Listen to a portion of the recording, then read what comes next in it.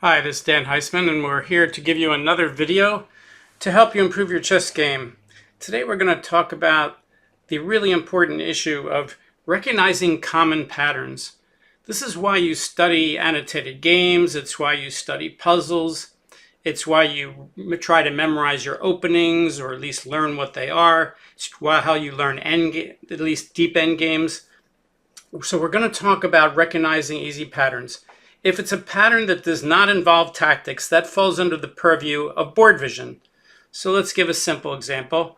Let's say you play e4 and you say, why did I play e4? Well, because I studied e4 and I recognized the opening pattern of the game, and in the opening pattern of the game, I like to play e4. And suppose your opponent plays e5 and you say, oh, I studied that. Every time someone plays e5, I like to play knight f3. So this is board vision at work, and it's very, very basic and very simple. You're just recognizing the pattern and you're saying, this is what I want to do. Now, a lot of times you get to the edge of your knowledge in openings. You might go from something where it's 100% book to where you think it's book. And if you think it's book, but you're not 100% sure, then you have to start thinking. Anytime you're not 100% sure it's a book move, then you have to treat it like it's a new move, even if you think you probably know what the book move is. But as long as you 100% know, then you recognize the pattern. Now, recognizing patterns is way more important than being able to solve patterns. This is one of the big discussions I get into with students rated, like, let's say, in the 1500 to 1800 range, where I want them to study some repetitive, easy puzzles, along with the harder ones that are more challenging for them. Why? Because if you watch them play speed chess against someone, let's say, rated 2000, they don't recognize the common safety patterns, the ones in your tactical recognition, as quickly and accurately as they should. And they lose game after game after game after game. And when they're playing slow games, they, of course, recognize those patterns. So it's not as much of a problem, but it wastes more of their clock to try to figure it out than it does to recognize it. And when time gets short, all of a sudden you wonder, gee, that 1500 was playing really well against that 2000. It looked like he had an even game up to move 30. And then all of a sudden they had to make 10 moves in the last 5 minutes. And by the time they got to move 40, the 1500 player was resigning because he doesn't have the recognition capability. I like to make an analogy with this, like with multiplication. There's a lot of analogies between chess and math and other issues. And my analogy would be, suppose you ask me what 6 times 7 is. And I quickly say 7 and 7 is 14, and 7 is 21, and 7 is 28, and 7 is 35, and 7 is 42. Is that right? Well, the answer is yes, that is accurate, and it is correct. But that's not the way you really want to do it. Just because you could easily solve it, which you can easily do in problems like the John Bain's Chess Tactics for Students, or Giannatos's book, Everyone's First Chess Workbook, which has a lot of these common safety issues in them. Just because you can solve it really, really quickly and easily doesn't mean you shouldn't study it. So in this case, with 6 times 7, it's better to say, oh, in second grade I memorized that and it's 42.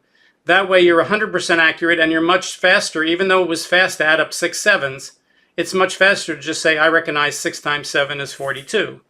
So let's do something like that. Let's say black here plays Damiano's defense, all right, which is f6. Well, I recognize that pattern. I studied it when I was up and coming improving player. And, you know, you see a lot of beginners here playing bishop c4, which is a very logical move. Bishop c4 hits all these weak light squares. It stops black from castling, blah, blah, blah, blah, blah. But when I studied this, the study was you're supposed to play knight takes e5, a move that most people, if they don't know that's the right move, would reject because they would say knights are worth more than pawns. If I take that pawn, I'm losing my knight for a pawn. But what I studied when I was a beginner was, you know, in books like Winning Chess Traps by Irving Chernev and so on, they would have things like this. That's one of the books that I recommend on my website's tactical list. If you go to my website and go on danheisman.com, go under More on the right, and go down to recommended book lists. The first lists are a bunch of tactical books, and one of them is Winning Chess Traps. Sort of like Pandolfini's Chess Traps and Zapp's book. They're almost companion books about, you know, typical opening traps. So knight takes e5, and if you've never seen this before, if black plays f takes e5, you have queen h5 check. And now black only has two legal moves. He can play g6 or he could play king e7. If he plays g6, you play queen takes e5 check. Let's say he plays queen e7. You play queen takes h8. He plays queen takes e4 check. And now let's see what the engine wants to do. You could play bishop e2, but then he takes the g-pawn. I think the safer move is to play king d1 and guard the c-pawn. The computer says they both win. It says king d1 is the best move. Now you're threatening the knight. And after knight e7, you can just bring the queen back out if you want. Engine says first play d3, but you're winning here. So let's go back to the start. So that's one possibility. Another possibility, and again, I'm not, figuring this out. I'm doing all this from tactical recognition. Knight takes e5. F takes e5, queen checks. King e7, queen takes e5 check. Now he only has one legal move. King c4, and now bishop c4 check. Okay, now it looks like black should play king g6 here because he only has a couple legal moves, and if he plays d5, then he throws away a pawn for nothing. But actually, king g6 is a blunder. If you play king g6, then it's like mate. Queen f5 check, king h6. And now you could play check with the pawn first and make him push the pawn. Or you could play h4 first, threatening that. And either way it wins. Let's play the d3 check like that. He has to play g5. And now you play h4, threatening to win the queen with bishop g5 check and also start a mating attack. And also get the rook into play with h takes g5 check. And there's really no defense. We could play a few more moves. The computer says you could play something like queen e7, but then bishop takes g5 check. It's going to win right away. So let's do something else. Let's try to save it with something. I don't know. Let's play bishop e7. Then you have a faster mate. Open up the rook into the game. King g7, queen f7 is mate. Anyway, if you've seen this pattern before, and I've seen it several times, I've taught it, then what you know is black has to play the sacrifice d5 to let his bishop guard the square so there's no check after bishop takes check, king here. Now there's no queen check over here. So the best way to win here, let's just use the engine here, h4 threatening h5 check and then pawn check and the same kind of stuff as before. If he plays something like h6, now this is the tricky move. You play bishop takes b7. When I first studied this, I was like, why does this win? And we didn't have engines to show us, but when I finally found it in a puzzle book or something, it was queen takes. So now the problem is he can't play bishop takes b7 because queen f5 is checkmate in 1. So he has to kind of end up losing the rook. For instance, bishop d6 hitting the queen. Engine says the best move is queen to b5. Now see, now I'm not recognizing anymore. Now, once I got the bishop d6, I'm out of my recognition, and now I'm just reading off of the computer so that in the future I might have better recognition if someone ever played bishop d6. So I'm adding to my opening knowledge if someone ever falls into this. All right, now, why not after e4, e5, knight f3, f6, knight takes e5, suppose black says, oh, I won't take the knight, I'll just play a6, a nothing move. Well, now I have more tactical pattern recognition. Now I say, oh, when there's a knight on e5 and that f-pawn has moved up, a lot of times I can play queen h5 check and I have a sneaky pin to help me here. So if you've never seen this pattern, it's a good one to know because lower rated players let you do stuff like this all the time. So if you're rated 1,000 and you're trying to become 1,400, this is the kind of tactical patterns you want to study and you want to know. Queen h5 check. Well, clearly if he plays king e7, you're going to chase him out in the middle of the board. King d6. Engine says mate in 3. Knight c4 check. If he goes king to c6, you have queen to d5 checkmate. I'll show that.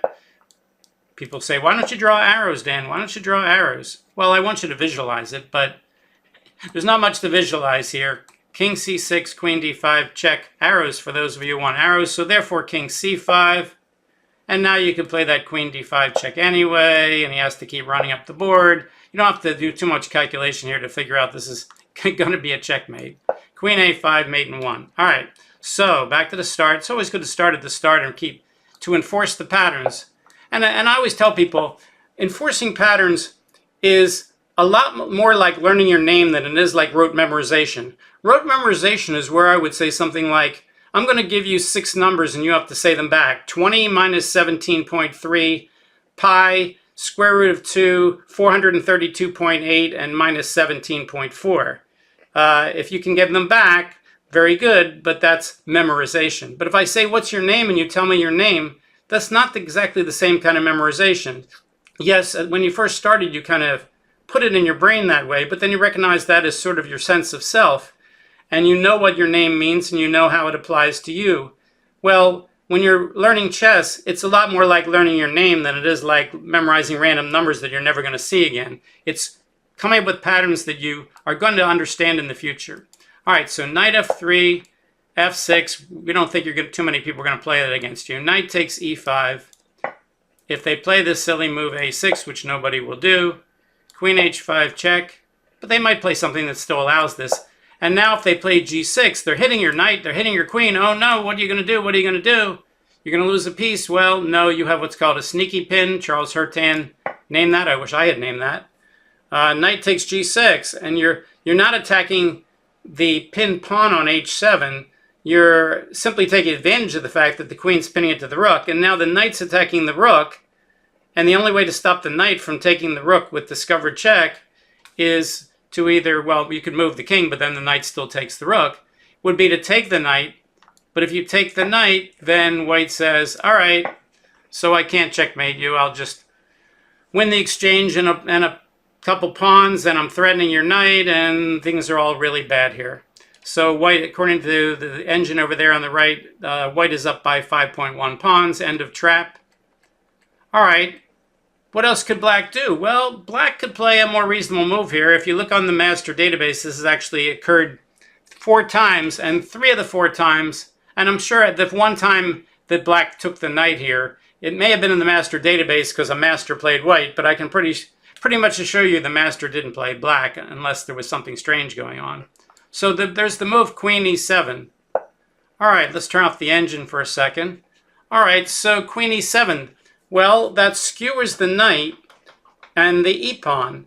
And the question is, can white still win that rook on h8? So again, I'm using my tactical pattern recognition because I've already studied this.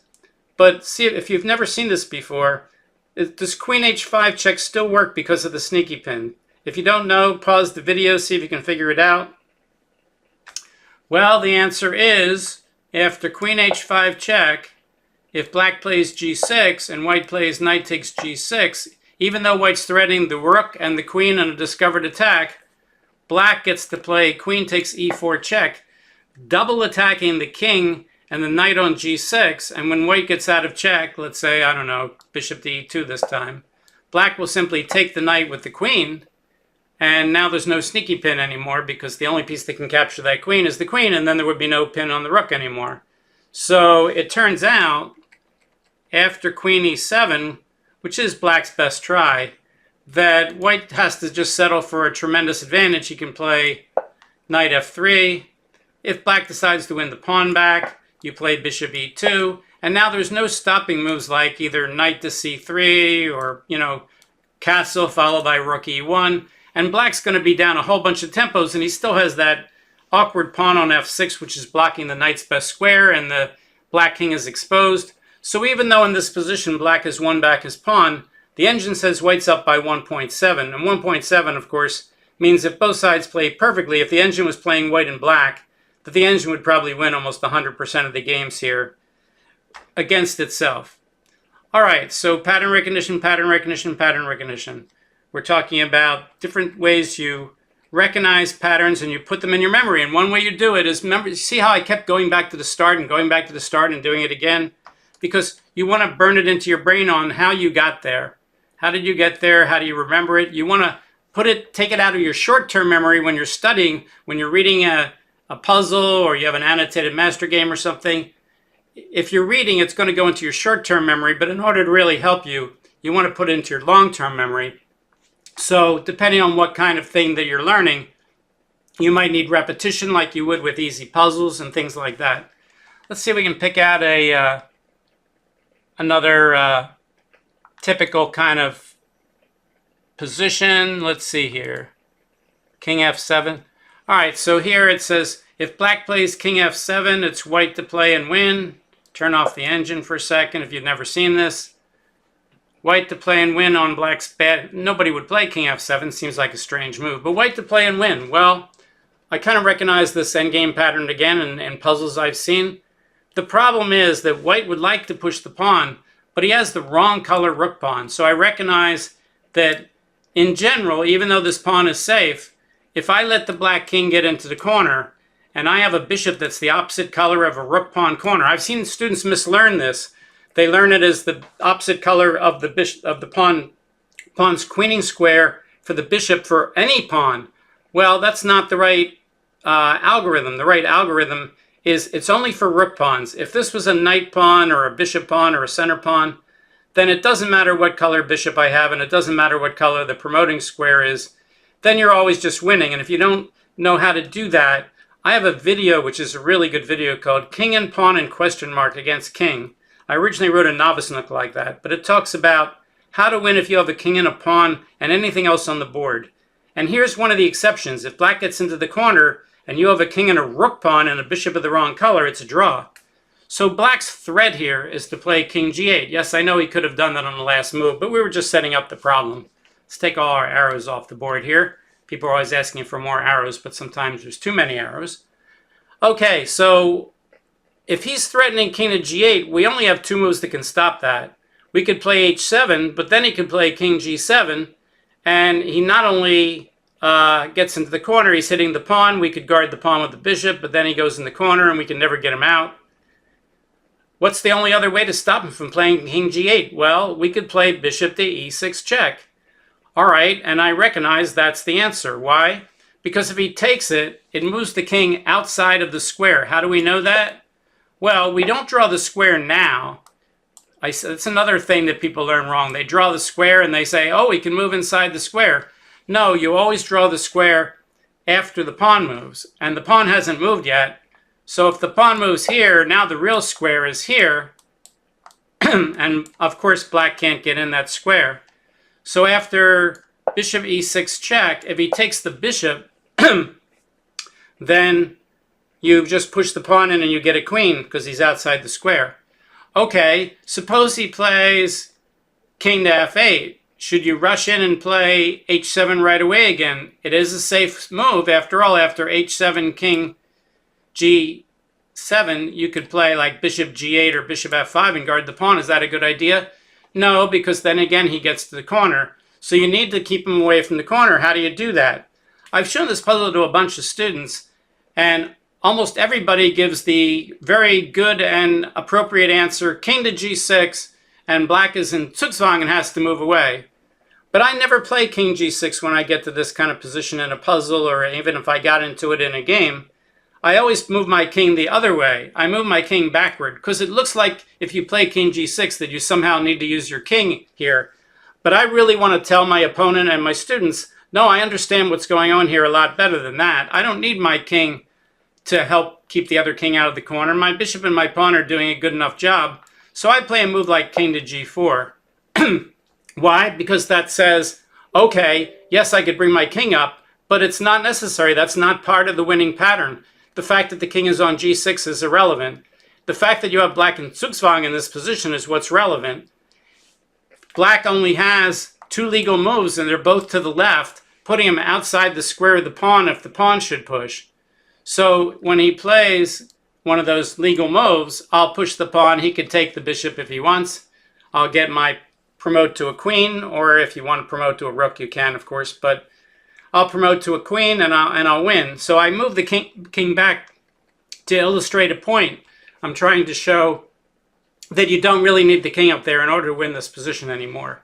And again, this is pattern recognition. You recognize opening patterns. You recognize endgame patterns. You recognize middle games, strategic patterns. You recognize tactical patterns, which I call tactical vision when you're studying. So you're studying all these annotated master games. If you read hundreds, great. If you read thousands, most of my students who have read thousands of annotated games are very good players. It's just so helpful because you learn openings, middle games, end games, strategy, tactics, principles. Everything's piled into a good author doing an instructive anthology. What's an instructive anthology? I have a video on that, comparing instructive anthologies to regular game books. If you read My 60 Memorable Games, it's a famous, wonderful book, but Bobby Fischer and Larry Evans, the ghostwriter, are not really trying to make you a better player. If it does so by, osmosis as sort of a secondary effect.